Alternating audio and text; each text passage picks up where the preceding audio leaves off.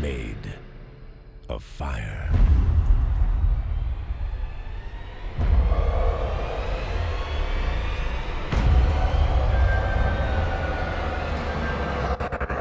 Iblis itu adalah dari bangsa jin.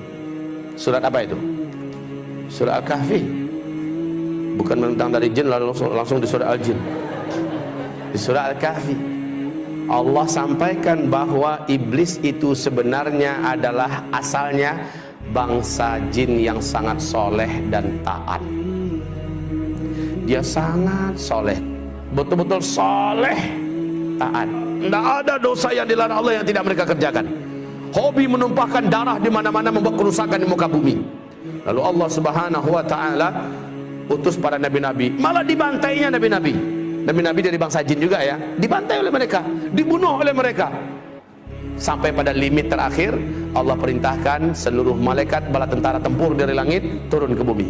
Habisi seluruh jin yang ada. Bumi akan diganti dengan penghuni baru. Ya, bangsa jin sudah out of order. Ya, sudah nggak layak lagi untuk menjadi pemimpin dan pemakmur bumi. Disuruh malaikat-malaikat turun, malaikat-malaikat tempur. Walillahi junudus samawati. Allah memiliki bala tentara di langit, disuruh turun untuk ngabisin bangsa jin. Tahu enggak Bapak Ibu, siapa yang diangkat oleh Allah menjadi panglima perang? Namanya waktu itu belum iblis ya, namanya ketika itu masih Azazil. Ini adalah kitab tafsir Al-Hafiz Ibnu Katsir ya. Namanya saat itu masih bernama Azazil. Jangan kasih nama anaknya Azazil nanti. Lalu turunlah panglima perang ini, yaitu Azazil, dengan memimpin seluruh malaikat-malaikat tempur. Semua bangsa jin yang ada di muka bumi diratakan, dibunuh. Yang dibiarkan hidup oleh Allah adalah yang melarikan diri sembunyi, masuk ke gua-gua, masuk ke hutan, sembunyi di pulau-pulau, dibiarkan oleh Allah, jangan dikejar, biarkan saja mereka tersisa hidup. Nah, ini cikal bakal calon pelanjut bangsa jin ke depan ya. Lalu setelah selesai, malaikat-malaikat tempur naik kembali naik. Azazil juga naik ke atas. Bapak Ibu, Allah kemudian menyampaikan kepada mereka semua, inni ja'ilun fil ardi khalifah. Saya punya misi akan menciptakan pengganti baru yang akan memakmurkan bumi. Iblis merasa bangsanya sendiri sudah dihabisi, sekarang diganti, jadi nggak nyaman dia, diganti dengan makhluk baru. Dia coba hasut para malaikat yang ada, si Azazil ini, sampaikan pada Allah, nanti akan terulang kembali kisah lama. Orang kamu menumpahkan darah, buat kerusakannya kayak lama-lama aja. Ya udahlah, kita aja lah, kita aja makhluk Allah, khusus nyembah Allah. Bahasa Azazil ini disampaikan oleh malaikat kepada Allah. Qalu ataj'alu fiha man yufsidu fiha wa yasfiku ad-dima wa nahnu nusabbihu bihamdika wa nuqaddisu lak. Qala inni a'lamu ma la ta'lamun. Para malaikat menjawab, termasuk si Azazil, jubirnya Azazil, ya Allah, apakah kembali akan engkau ciptakan di muka bumi makhluk-makhluk baru yang nanti akan membuat kerusakan dan pertumpahan darah seperti yang sudah-sudah? Cukup kami ya Allah, cukup kami sebagai makhlukmu, kami akan menyembahmu seperti yang sudah-sudah. Kami tidak akan berbuat dosa seperti yang telah kau saksikan ya Allah. Please ya Allah, enggak usahlah. Lalu apa kata Allah? Inni a'lamu ma la ta'lamun.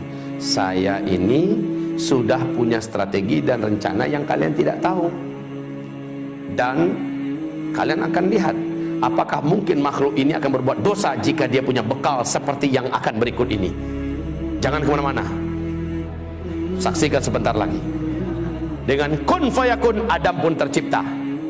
Dan iblis tahu, Azazil ini tahu dari apa Adam diciptakan. Seluruh mereka tahu dari tanah liat, saripati tanah liat.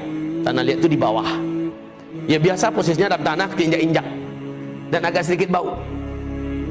Lalu setelah jadi kun fayakun, Allah masukkan chips, ibarat kita bahasa sekarang ya, yang lengkap dengan informasi-informasi yang tidak diketahui oleh seluruh malaikat.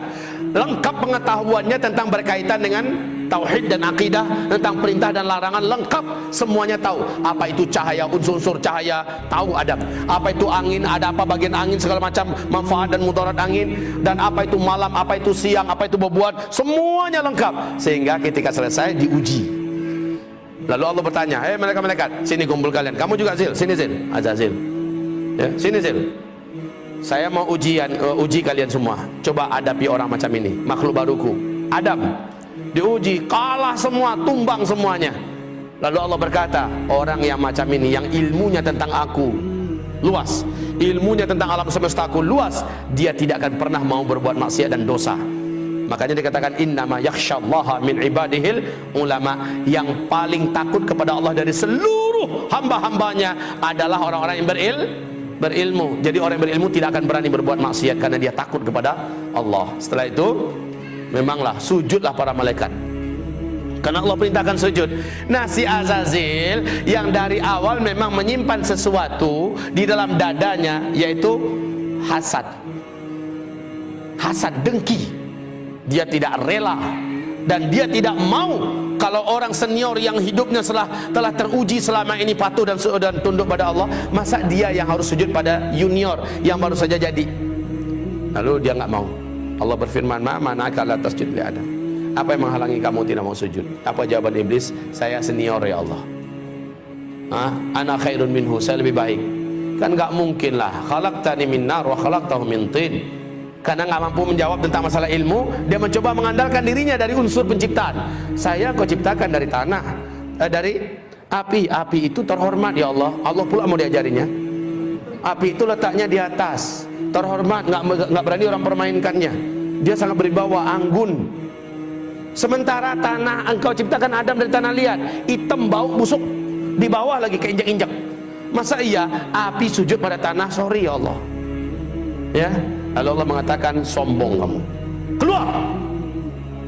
Baik, Allah katakan gelar iblis saat itulah, nama kamu sudah diangkat dengan nama baru yang menjijikkan, yaitu iblis.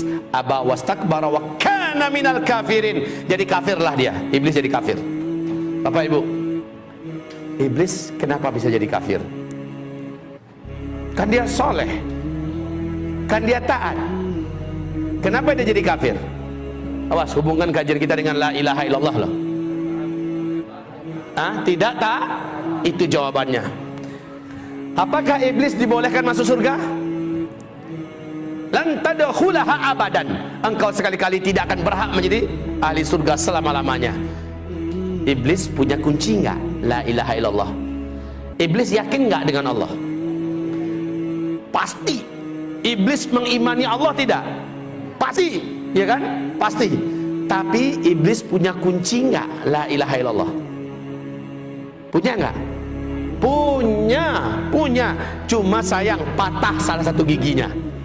Disuruh sujud kepada Adam, dia tidak mau. Bukankah salah satu gigi daripada gigi-gigi la ilaha illallah adalah wajib mengikuti perintah-perintah Allah dan mentaati larang-larang Allah? Wajib. Iblis di situ nggak mau. Sujud kepada Adam itu nggak mau dia. Satu saja syariat Allah yang ditolaknya menjadikan dia dikatakan Allah kafir. Awas, ini zaman banyak nggak orang menolak ayat Allah. Ini zaman banyak tidak orang menolak syariat Allah. Banyak. Ini zaman banyak tidak ulama-ulama kiai-kiai yang berani-beranian melecehkan, menghina, menyudutkan ayat-ayat Allah. Banyak tidak? Banyak. Nasib orang itu bagaimana menurut Allah? Sama nggak dengan iblis? Buka surat Muhammad ayat 8 ayat 9. Surat 47 ayat 8 ayat 9. Allah katakan dalam ayat itu, siapa yang membenci satu saja di antara ayat Allah, kafir dia. Satu saja ayat Allah dia benci, dia tolak, dia musuhi, kafir dia. Kayak iblis. Iblis satu saja perintah Allah ditolaknya, maka iblis menjadi kafir.